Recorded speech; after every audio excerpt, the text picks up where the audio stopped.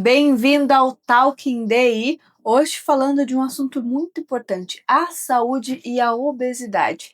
Quem está conosco, ou melhor, nós estamos com ele, porque viemos até ele hoje, é o Dr. Ivanor Alba, que vai nos contar um pouco mais sobre a obesidade, a relação dela com a saúde e como prevenir essa doença. Doutor, muito obrigada por nos receber. Eu que agradeço. Boa Doutor, tarde. Boa tarde a todos, tranquilo?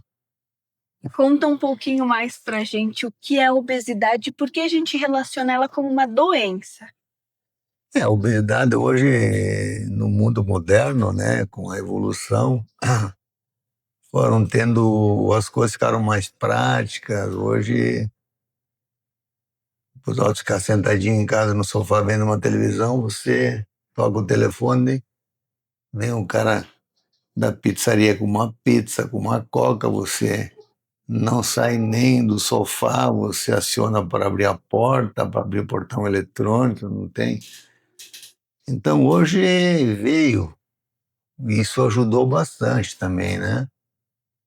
E como é uma doença que eu diria que muitos poucos sabem que é doença, trato mais como distúrbio de gula, de não faz atividade física e que é a zona de conforto e tudo. Então hoje o que mais marca ela é transtorno de humor, é a ansiedade. Então a ansiedade hoje está no topo da saúde, até porque dificilmente tu encontra alguém que não toma um ansiolítico, né? E na maioria todos os ansiolíticos eles diminuem a ansiedade, mas aumentam o apetite. Então é um ganho de peso. São muito poucos que não têm esse para-efeito, entende? E comer e beber é bom. Quem falar que não é bom está mentindo, né? E problema todos nós temos, né? Quem falar que não tem, também está mentindo, entende? Se tem algo que nos perturba, nós vamos buscar algo que nos conforta, né? Então, o que conforta mais é comer e beber, né? O quê? Porque você une a família no sábado à noite, filhos, nora, genro, amigo, né? Você não acabou de jantar ainda e já está correndo aquela lista. Vai ser na casa de quem o churrasco amanhã, domingo? Quem vai comprar carne? A quem vai assar? Quem vai fazer maionese? Quem vai comprar bebida? Então é complicado, né? Então, e com o mundo de hoje, né? Comidas totalmente industrializadas, altamente calóricas, doces, embutidos, né? Então isso. E eu diria que o sedentarismo é a palavra que mais está em voga, porque geralmente o obeso ele quer uma zona de conforto. E tu querendo uma zona de conforto, dificilmente você vai fazer uma atividade física, né? Muitos poucos vão fazer, né? Então, com isso, e a nossa região também, eu diria que é cultural. A maioria dos obesos comem mais à noite e poucas vezes ao dia, né? Comendo à noite, com certeza ele vai descansar, depois converte em tudo em peso, né? Como seria uma alimentação saudável? Ela tem que ser balanceada, proteínas, frutas. Eu não digo que não posso comer carboidrato, pode comer carboidrato ou doce, mas moderadamente. Seria o seguinte, um café da manhã de rei, um almoço de príncipe e um jantar de mendigo. O que acontece é totalmente oposto, contrário. Então, você vai para o trabalho, você acorda em cima da hora, você sai correndo, não toma café, é telefone, é incômodo, é teu trabalho, coisa. Então, tu não teve um tempo para fazer um lanche nem nada. Então, quando você chega à noite, você quer se presentear. De que maneira? Pô, chega em casa, esposa, filhos todos, ó, vamos jantar fora. Vamos fazer uma comida em casa. Então, não tem nada que interfira, a não ser tá a família, ele tem tempo e aí ele desconta.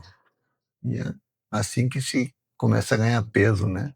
Sim, e tem como a doença, a obesidade ser hereditária também? Olha, eu diria assim, vamos dar um exemplo. Se o seu pai for obeso, a tua chance de ser obesa é 40%. Se a sua mãe for obesa, tem uma chance de 80% de ser obeso. Mais da mãe. É. E se você for obeso na fase da pré-adolescência, lá 10 anos, 11, 12, ou 13 ou 14 anos, tu tem uma chance na fase adulta de ser 75% ser obeso, né? Então isso tem um fator bastante, que na verdade são hábitos, né? Entende?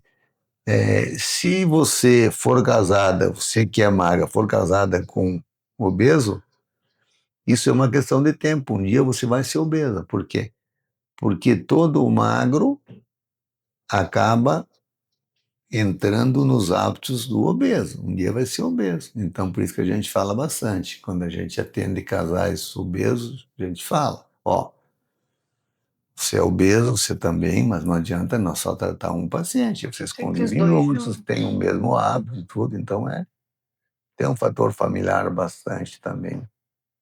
E quando a gente considera que está obeso, porque a gente vê muitas pessoas um pouco acima do peso, a gente fala do sobrepeso, mas quando chega em obeso, É que, na verdade, assim, ó, tem algo distorcido. Você nunca trata o paciente obeso pelo peso.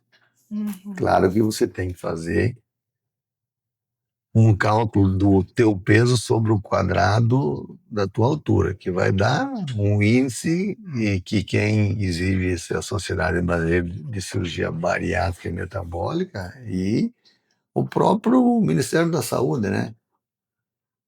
Então, hoje, falando assim, quando for maior ou igual a 35, com comorbidades, que são comorbidades?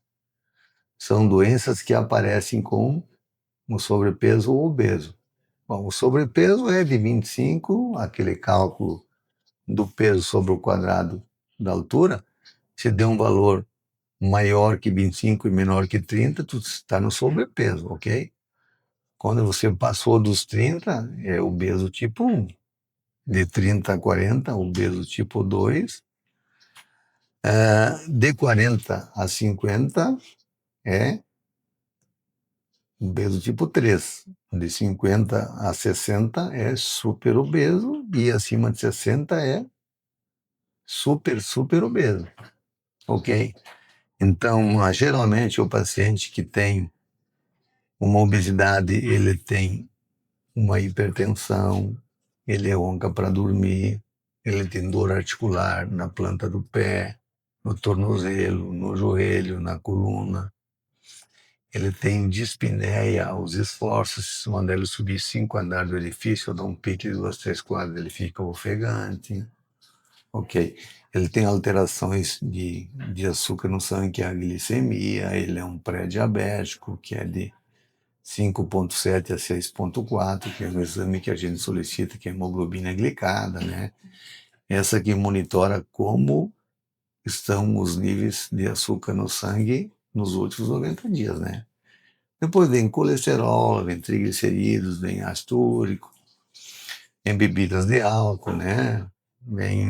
Então, tudo isso te dá uma doença chamada comorbidade. Apneia do sono, ronca para dormir também, né? Diabetes. Então a gente sempre opera o doente não pelo peso. Que doenças o peso me trouxe quando eu passei de um peso normal para um sobrepeso obeso tipo 1? Então, e hoje tem vários tratamentos, né? Entende? Eu diria assim que quando você se enquadra um paciente obeso com comorbidades, com doenças, isso é uma questão de tempo, não tem nada que segure Manjaro, Ozempic, Saxenda, Bupropiona, Topiramato, Fluoxetina, tem uma série de tratamentos. Isso é só temporário, né? Então, vai, sim, fazendo aquele efeito sanfona. Engorda, emagrece, né? E Até que eu... tem como curar isso com dieta ou é só bariátrica? Não. Hoje, assim, a doença, a obesidade mórbida hoje, o tratamento dela é cirúrgico. Tem uma doença associada também chamada síndrome metabólica, que agora faz mais de ano que esse índice de 35, maior ou igual a 35, ele reduziu para 30 a 35. Quem se encontra nessa faixa que tem diabetes tipo 2, tem pressão alta, tem apneia do sono, tem uma dislipidemia, que é colesterol alto, triglicerídeos, tudo, ele se enquadra assim. Porque a cirurgia faz uma mudança no funcionamento dos hormônios do nosso organismo, ok? Tem hormônios lá que estão onde? Estão lá no pâncreas, estão no intestino, no estômago, cérebro, no tecido gorduroso. Então, faz uma mudança no funcionamento desses hormônios. Então, só isso que é uma solução clara. Agora, o doente vai ter que, primeiramente, entender a doença para poder mudar de hábito de vida, de estilo de vida, sair do sedentarismo, conversar com quem faz mal, que é a comida em excesso, o doce. Então, isso é uma coisa que... E, basicamente, que hoje a gente tem mais ou menos uns 2.500 pacientes operados quase, né? E nós temos, assim, uma equipe multidisciplinar, que é a coisa mais importante que tem, né? Não adianta eu vir aqui, te tratar, te dar medicação e falar que você é obesa. Não, você tem que primeiro entender a doença. Se você não entendeu a doença, não adianta fazer nada. Questão psicológica, nutricional. Tu vai passar por uma psicóloga que tem pós-graduação em obesidade, por uma nutricionista que tem pós-graduação em obesidade, por uma fonoaudióloga que é importante, ela vai ensinar você a mastigar, a produzir saliva, a ver tua arcada dentária, a consistência do alimento, entende? Como, quanto se come tudo. Então é uma reeducação, né? Porque o obeso gosta de comer, não adianta. Então tem algo aqui, né? Então a equipe multidisciplinar, juntamente depois vem endócrino, vem pneumologista, vem cardiologista, vem endoscopia, vem tudo. Então você vai receber um laudo de toda essa equipe que vai te respaldar, que vai te dar um paciente doente, tem que operar. Então a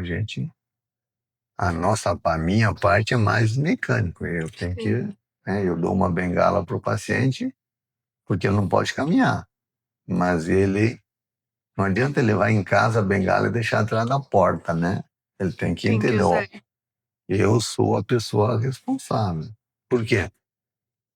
Porque na vida só tem uma coisa que não tem cura, que é a morte. O resto nós determinamos. Não adianta chegar e falar assim, não, eu sou um cara azarado, eu não tenho sorte, o raio só cai na minha cabeça. Não. Isso não existe, né? Quando a gente quer, a gente faz. Quando a gente não quer, a gente arruma uma desculpa. Então, agora, o perfil do paciente obeso é complicado, né? Tu tem que ter muito tato, muito cuidado, né? Com certeza. E, doutor, para a gente finalizar, quem acha que está obeso ou já tem a consciência que está no sobrepeso, obeso, qual é o primeiro passo para mudar essa história da doença? Tem que buscar primeiro uma equipe multidisciplinar, né? Onde tem aqui, a gente tem psicóloga, tem nutro, tem fono, vai fazendo tem endoscopista, tem uma clínica, tem cirurgião, tem endócrino. Então isso, ele precisa de uma ajuda, né? Mas ele tem que fazer o seguinte, ele tem que deletar tudo, como se ele passasse um apagador no quadro negro e deletasse tudo o que ele acabou fazendo já, de regime, de dieta, de medicação e tudo, porque a apelação aí fora é bastante grande. Porque se ele sair de uma consulta minha e for lá e falar para alguém que ele veio consultar para obesidade, ele vai ouvir tanta besteira, né? Porque lá fora o leigo, ele acha que sabe, ele fala bobagem, e ele acaba tirando a chance desse paciente procurar ajuda. Então, ele tem que deletar tudo. Na nossa política é o seguinte: você tem dúvida, você tem o telefone da clínica, do cirurgião, da psicóloga, da nutri, da fono, de todo mundo. Vem aqui. Agora, se você der ouvido para compadre, comadre, vizinho, jornal, televisão, internet, doutor Google, tu não vai a lugar nenhum, né? Então, o importante é tu estar ciente que é uma doença. Por quê? Quantos vovô de 80 anos você conhece obeso? Não muito. Por que que não conhece? Que Porque os todos foram obesos embora. não. Eles têm não tem longevidade. Ele morreu por infarto, ou por uma trombose, ou Pressão por uma alta. embolia, por um AVC, por uma apneia do sono, ou por um tumor. Vai embora. Agora, magrinho de 80 anos, tu encontra bastante. Sim.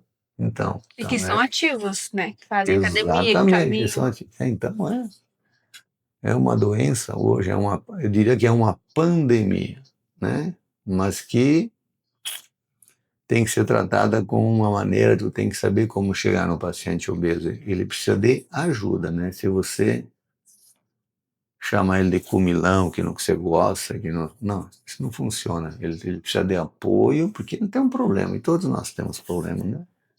Só que ele foge para onde? Para conforto? Por quê?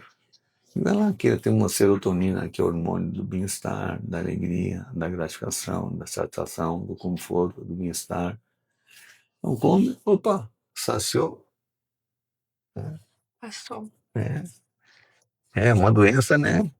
É uma pena, porque na verdade devia ter mais gente que fizesse o que. Só que a nossa estrutura hoje, a própria política e tudo, né? Eles acham que a gente ganha um caminhão de dinheiro que está fazendo. Então é cultural, né? Então a gente ouve cada coisa aí que não, mas. Então é uma questão de saúde pública, né? Com certeza. Então veja bem aqui, hoje os doentes vão fazer uma cirurgia aberta lá em Laje, não sei aonde. Não se faz mais, né? Hoje não se admite você com vídeo lá, paroscopia, e agora está chegando a cirurgia robótica. Eu opero um paciente, exemplo, amanhã eu tenho uma cirurgia. Amanhã é terça. Quinta-feira de manhã eu mando o paciente embora. Sem dor, tranquilo. Ele vai poder dirigir com 48 horas. Se quiser ir trabalhar, ele trabalha via online. Então não tem trauma, né? O trauma tecidual é corte, é tudo. Não, hoje as coisas mudaram. Mas ele vai só poder operar se ele passou por toda a equipe e todo mundo liberou ele, né? Porque senão daqui a pouco esse doente, como ele quer para tudo para ontem, né? Ele detesta esperar, ele quer tudo para ontem. Ele não gosta de balança, ele não gosta de espelho. Fazer dieta nem pensar. Aí ele foge da atividade física e nem o capeta foge da cruz. Ele vai lá e paga a academia e fica um ano, chega em casa de noite, paga a academia por um ano, chega em casa, já tá pago, não vou. Então, é complicado, tem que mostrar para ele que ele é a pessoa mais importante, né? Então, Isso aí. Doutor, muito obrigada por nos ajudar a esclarecer um pouco mais esse tema que tem muito assunto na internet, como você falou, mas muito assunto às vezes errado. na verdade, o que o paciente precisa é de ajuda, né? Então, mas para mim poder ajudar alguém, eu tenho que entender da doença, não adianta como é que eu vou, Com como é que eu certeza. vou querer te ajudar se eu não sei como funciona a doença, né? Então, isso é a base de tudo, eu saber para poder ajudar ele também. E tratar assim, a gente trata os nossos pacientes como se fossem, né? Fosse nós. Por exemplo, eu tenho toda a cadeira é grande, por quê? Porque o dente vem aqui, tem que ficar confortável. Eu vou fazer para ele o que eu gostaria que fizesse para mim se eu estivesse sentado lá. Então, tu tem que, não. O dinheiro vem espontaneamente, né? Então a gente não precisa tanto quanto todo mundo queira, né? Mas fazer um pouco e ajudar, né? Com certeza, doutor. Obrigada mais uma vez por nos receber. Fica tranquilo. E este e outros conteúdos você acompanha em diregional.com.br. Obrigada mais uma vez, doutor. Fica tranquilo, se quiser alguma coisa, nós estamos aqui à disposição, né?